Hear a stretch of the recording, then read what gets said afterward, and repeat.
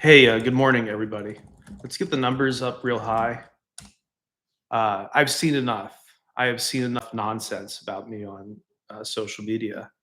People acting like I just don't exist. I think there's something weird about that. So let's correct the record. Let's correct the record. Let's get the numbers up too. Share away.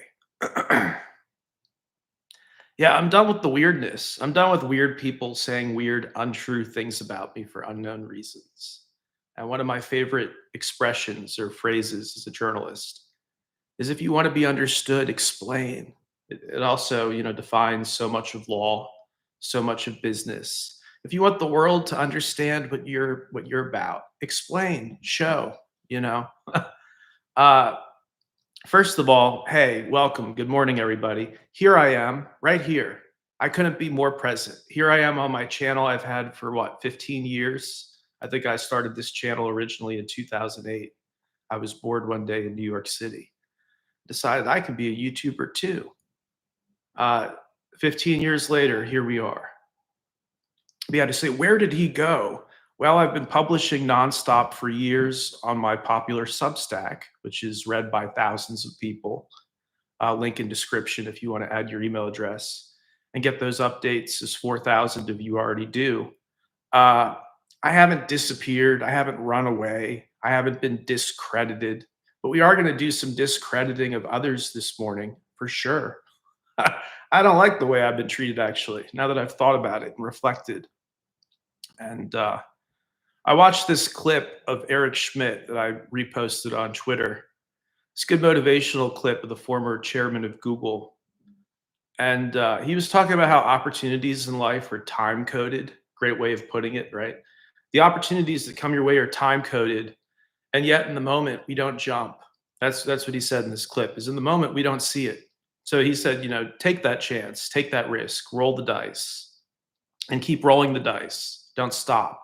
And here people are saying, where did he go? He was so discredited. Poor David Seaman, penniless. It's like, where is this coming from? What do people get out of saying that? When I'm a multimillionaire, what do you get out of constantly saying that I'm penniless or discredited when at some point someone's going to go through those WikiLeaks emails and they're going to come to the determination I was totally right about that. 100% right. Fact. And I still get asked all the time, why did Joe Rogan delete your 7 conversations? Well, I'm not a racist. I'm not an anti Semite. I'm not a rude person. I'm not a dumb person. I told Joe's audience about Bitcoin when they were about, what, $100 each. And so, because I'm not a weird person or a crazy person or a mean person, I think deleting more than 20 hours of our past conversations just to make me seem crazy when the John Podesta emails were going viral and the left had no real response to it. I think that's pathetic. I think that's absolutely pathetic. It's not how adult men should act. Certainly, adult men in media with huge followings. You shouldn't bow down to suspected child traffickers, suspected human traffickers. You shouldn't bow down to them over the journalists who are putting their necks on the line to cover those WikiLeaks emails. Hey, Lance, thank you. Appreciate that. So started following you again since you came back online. Way to go. Way to go. Good morning, Smucker, everybody else. Let's get the numbers up. Share away. I'm happy to take any questions or comments in the troll box also. But yeah, I'm just here to hang out for a little bit because I don't like people. There's something creepy about people saying, where'd he go? I'm right here. I've got my audience. Something super sketch about that. Like, oh, you're going to wallpaper over my existence. I guess I have to do a live stream every single day until everybody knows I'm back. And please share away. If you have social media, you have a Facebook page or something, just post that I'm back. There'll be a link to the channel. Hey, thank you, Eric. Eric says I never stop following. Not Eric Schmidt, but another powerful Eric. Yeah, I did nothing wrong. Like making money is not a bad thing. Telling the truth is not a bad thing. Having a huge audience is not a bad thing. Getting your health in order is not a bad thing. Getting your life together is not a bad thing. And to be on Twitter all day saying, where'd he go? And I'm such a bad person. Hey, let's chat. Let's talk it out. Was I a bad person for telling you all about Bitcoin at $80 and then at $100 when I was on Joe's show a bunch of times. Was I a terrible person for doing that? I don't think so. It's one of the things I'm more proud of, was helping to midwife Bitcoin into the mainstream. Would it have happened without me? Sure. I'm not that important, but I had a small part in it, and was certainly rewarded for that. Let's get the numbers up even higher and think of what you want to ask in the troll box, and then ask away. I'm all about transparency and openness, which again is so why it's so off-putting to me to say, "Where'd he go?" And it's like, "Hey, I couldn't be more present. I couldn't be more here." I mean, I guess we could take out an ad in Times Square and do a QR code that sends people to this live stream. I'd be down to do that. I don't think it's necessarily a waste of money because, like, clearly there's an issue. Somebody's trying to, for whatever reason, wallpaper over my existence, and I don't appreciate it. I'll be right back.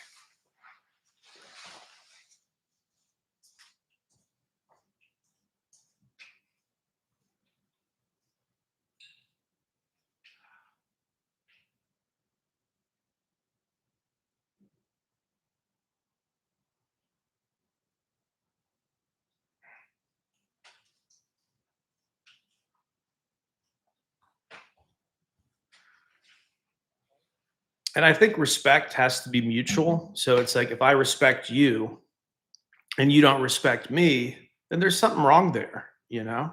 PJ says appreciated your coverage on Pizzagate and Bitcoin. Again, there's something. Thank you, PJ. There's something intellectually dishonest about saying why did he run away when actually I was just banned on most of my platforms, but very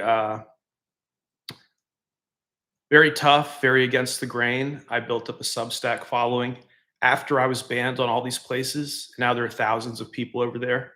There's something to be said for that, right? That over years I gradually rebuilt a following based on an email list. You can't ban email, and stayed true to my values, which is just saying the truth, right? Just sharing the truth, sharing your research. I don't think covering up what I was saying about those WikiLeaks emails is wise behavior. I don't think that adult men in media like Joe Rogan should be running around trying to cover up my past when it's actually an excellent past. If I'm not ashamed of it, why would anybody else be ashamed of it? Why would random leftists on Twitter saying, "Where'd he go? Where'd he go? He disappeared." If I'm not ashamed, why should they be ashamed? Why should covering for suspected human traffickers be their most holy of holies? These people on the left. How did that become their holiest of holies and not, workers' rights or keeping companies from polluting and all the original kind of, things that were in the Democrat tent? PJ says, I never thought you left. I thought you got banned for speaking truth. Well, that's what 99% of the people watching this believe. That's what's so weird here is like anybody normal that I interact with, any of my subscribers over on Substack, they all know the story. I've said it 1,000 times. They know about how I was banned from YouTube 2 weeks after I moved to DC. It was basically handicapped, right? It was platform wise handicapped within 2 weeks of moving to DC. It's the total opposite of what these weirdos are saying. He sold out when he moved to DC and he took down his YouTube channel and ran away. Well, that's simply not what happened. Simply not what happened, folks. And 99% of you know that. So again, my question is, why are the only people on Twitter talking about me who are getting lots of engagement and retweets and stuff? Why is it this nonsensical story that I'm not here? Am I Schrodinger's cat or something? I'm here and not here at the same time. It's very strange. Very strange. And I don't respect it because it's dishonest. It's totally dishonest.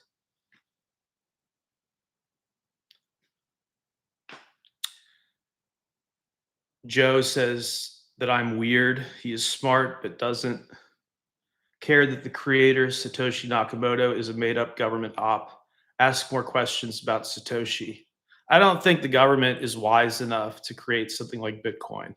I don't think they're forward thinking enough to do that and then to stand by it for 16 years. And I was one of the journalists who was covering this movement very early on, out in California and then in Colorado. And my experiences having some chances to rub elbows with people very close to the creation of Bitcoin, the Blockstream developers, some of those people, having a chance to be close to people like that, every bone in my body tells me it was not created by the government.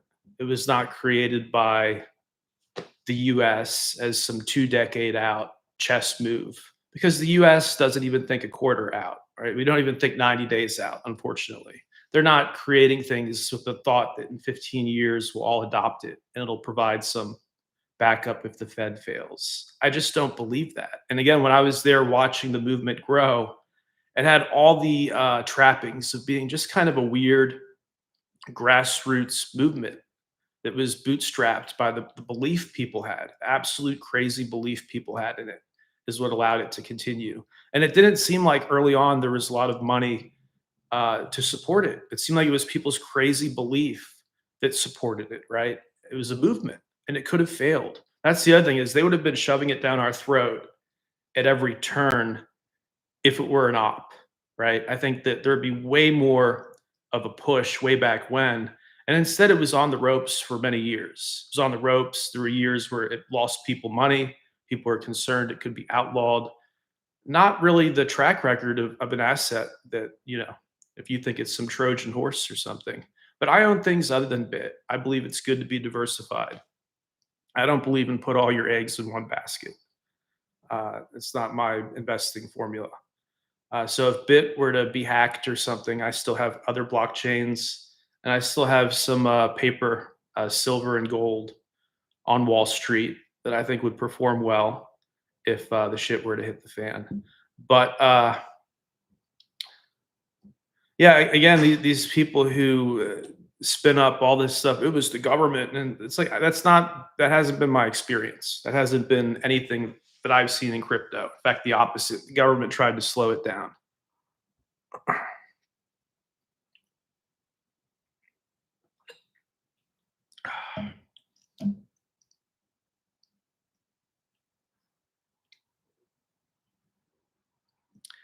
And people sent me that video that Justin Bieber posted on his Instagram. Weird video where he's eating a slice of pizza. He's just all weird about it. Just a weird, shitty vibe. I don't know what to make of that, by the way, people who asked for my opinion on it. He just is a weirdo. At minimum, the guy's a little weird. Somebody says, listen to this guy on Rogan in early 2017. All I can say is, wow, thank you, sir. Hey, thank you for being here. Again, I don't understand these people saying, where'd he go? Thank you for being here. I've been on the same channel for 15 years. I realized it went away for a while. That wasn't my choice. I was banned. And, in a very disciplined manner, I continued to publish elsewhere. It's not that I don't want to know the truth. It's that you've got brainworms, bro. The Bitcoin was not created by Homeland Security. The people who grope you at the airport and put you in a body scanner, they don't have the mental capacity to build something like Bitcoin. The math involved. Now we all take the blockchain for granted, but the math involved to just roll that out is extraordinary. I mean, we're talking like a Bill Gates level mind at minimum, like a Bill Gates or an Elon Musk, who isn't my favorite person lately. I think Musk is getting a little squirrely. I might actually, I don't want to be negative here, but I might short Tesla when the market opens. I'm staying true to sell in May and go away. But I think the best way to go away would be to go out with a bang, and maybe short Tesla to the tune of many millions of dollars. I haven't fully decided yet. I've got about 40 minutes till the market opens. But I'm thinking about a massive short on Tesla because, like, I don't respect what this guy's doing at the moment. Let me just read my morning tweet rant.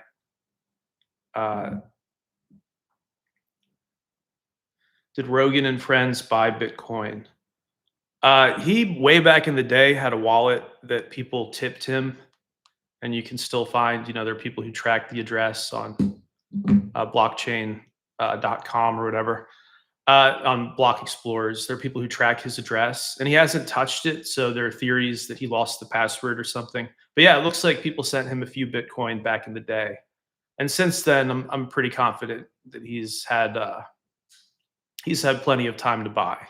I don't know if he holds any or not, but he's had plenty of time to buy.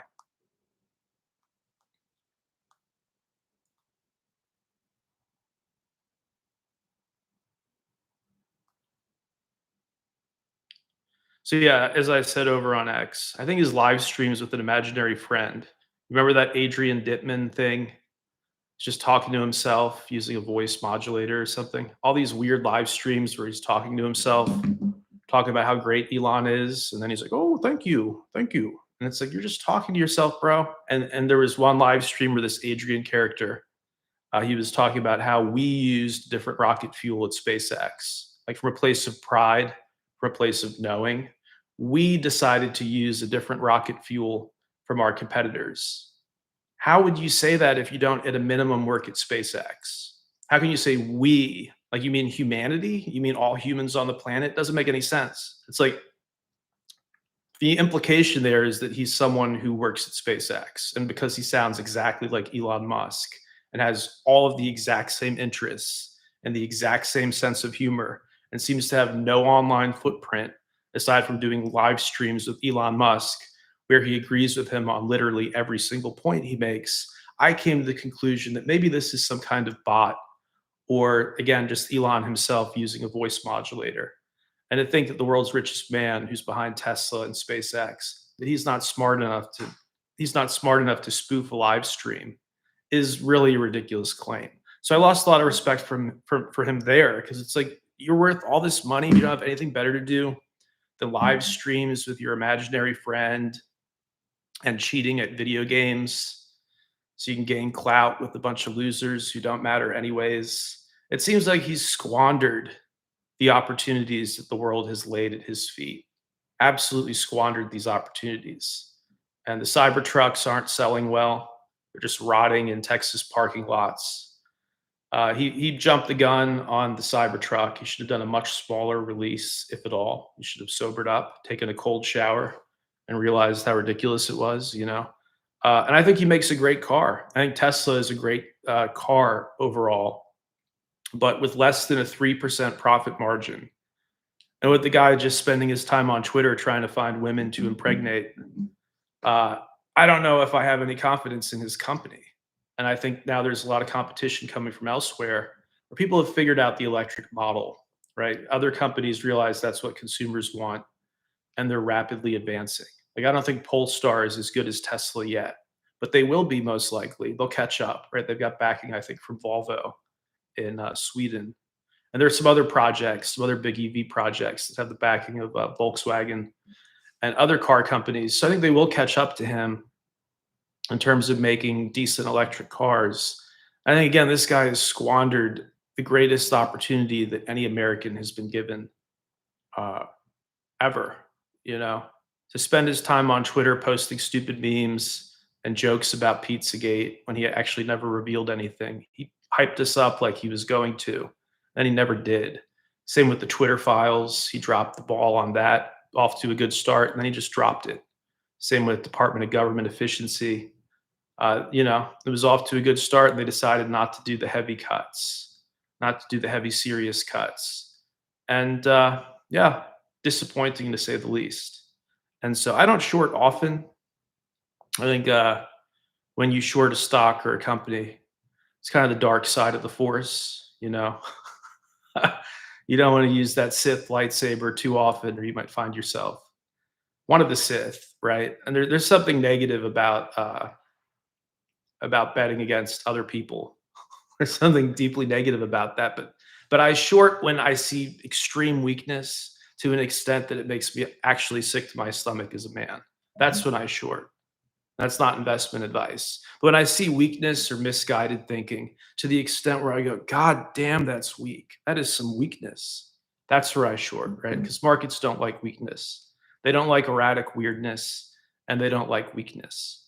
So again, I'm trying to make up my mind here. Am I going to place a massive short when the market opens? And I already know the sell in May thing. I'm holding to that. I only have one stock at the moment, and I'll most likely be trimming that over the next couple of days. One stock. The rest of our money is in gold on Wall Street. It's not like it's sitting here. It's paper. And the people who say that paper gold is not real, it goes right into your bank account as if it was real. These weird paranoid people tell me that Bit was created by the government and that none of the gold is there in the ETF vaults. Well, if the gold's not there, then we have some very rich banks we can sue, right? We can sue Citibank and JP Morgan and whoever else, the other ETF sponsors and underwriters. We can sue these people if our gold's not there. And again, unless you're a billionaire or something, there is enough liquidity in the ETFs that when you sell, the money's in your bank account the next day or whenever your brokerage account, transfers your money. So I don't buy these weird, paranoid, kind of overly deconstructed arguments. How many Bitcoin do I think are lost forever? I think, well, at least a million, right? At least Satoshi's stash. There's no evidence that that's actively managed by anybody, right? Those seem to be lost coins because they haven't moved at all, not even once, right? The ones that are proven to be Satoshi's early mined coins have not moved. Uh, so minimum million. Some people say at least 3 million are gone forever, and I want to be careful now about making that kind of assumption that so many coins are gone forever, because I've seen some recent some thawing on the blockchain, right, where people from 14, 15 years ago are moving large amounts of bit, which tells me a lot of these abandoned wallets are not abandoned at all, just someone waiting for the right moment or somebody who really believes in it. Uh, but yeah, that's my view is we can only say that a million are lost forever, most likely. And to assume 3 or 4 million, well, that'd be great. Wouldn't that be nice if it was that rare? But again, I'm no longer convinced because we've seen some very old wallets come back to life recently.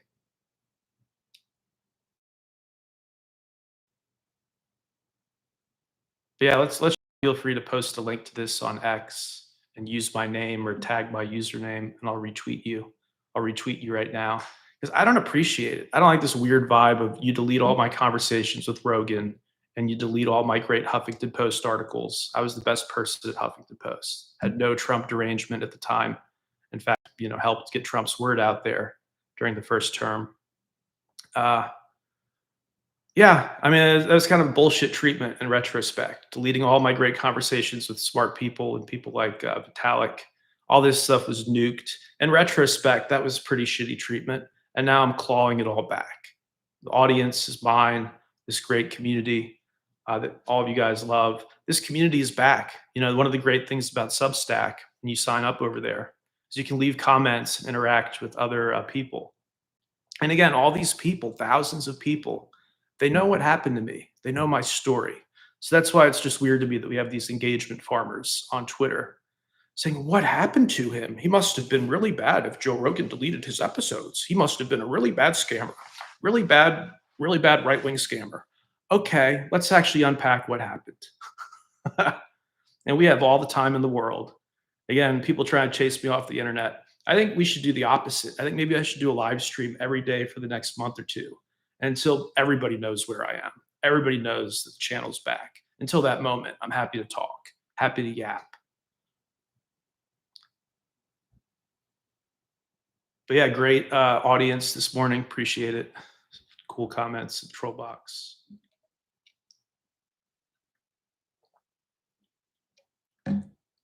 The way I've been treated now that I've had time to analyze it, really sit back and analyze it without being in PTSD mode, it's been kind of bullshit treatment.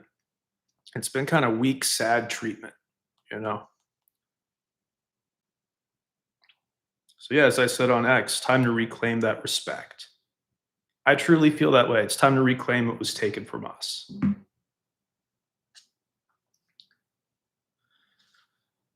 All right, so I've got to look at some charts and I have to decide if I'm going to short Tesla. Again, I'm leaning toward doing it because I do want to be out of stocks for the summer. I don't like the summer slide that frequently happens. And I just don't like what Musk is doing. He misled us on Pizzagate. He hyped us all up like he was going to bring it down, did nothing. He hyped us up on Doge. He was going to cut trillions from the budget. He cut just a little shaving, just a little sliver, and then stopped. They realized it was pissing off powerful people and they stopped. Well, that means Elon's not even one of the powerful people. Like, what is he doing? What is this fucking guy doing? All these stupid memes and trying to knock up all these women on Twitter. Like, You're in your 50s, bro. You should start a family if you want kids, not spawn with random women like you're a salmon or an insect or something, right? It's like Twitter has become his spawning waters. I don't know if you guys have heard about this, but all these women that get huge Twitter payouts, the big ad payouts, there are theories that the chicks he's interested in, he helps them out. And it's a rabbit hole you could go down. The guy basically sits on Twitter and looks for women to impregnate. I don't think that's really the American way. I think that's weird tech billionaire weirdness. I think that's Weirdoville. And I might short the shit out of Weirdoville. I would not buy another Tesla, that's for sure. And this guy's stock, not literally stock, but his reputation has gone down the shitter. Think about it. Liberals will never buy another Tesla from him, ever. That's like what, 60% of his market? People in California, they'll never buy another car from him. People in Europe, they'll never buy another car from him. So that's a huge dent. And it would be worth it if he were to bring down Pizzagate and if he were to fully expose all the government censorship of old Twitter, and if he were to cut a solid couple $1 trillion from the budget. That would be wild. That would be worth torching your reputation, because then the history books would ultimately congratulate you. But here he's half-assing it if he's doing it all. Just, again, memes, meme lord, and cheating at video games and finding women to knock up. It's all so pathetic. It's like a warning against becoming a billionaire. You know, don't rise too high. You might become a complete jerk off if you do. So yeah, welcome. Any final thoughts? There we go. Somebody says Q made Bitcoin. I equally invalid claim. Tesla sales are still good across the Middle East. Okay, I'll take your word for it. I'll take your word for it. But yeah, I see deep weakness. I don't like weakness as an investor, you know. And the people who attack him for using ketamine, I think that's unfair. I've done after my dad died. I did it at a professional clinic where you deal with a psychologist and a nurse who monitors your blood pressure and stuff while you're tripping on it. But I did ketamine 3 times, again under medical supervision, very legally and above board. And there's something profound about it. Something really profound. It just floods you with bliss and a sense of well-being that doesn't leave you for weeks afterwards.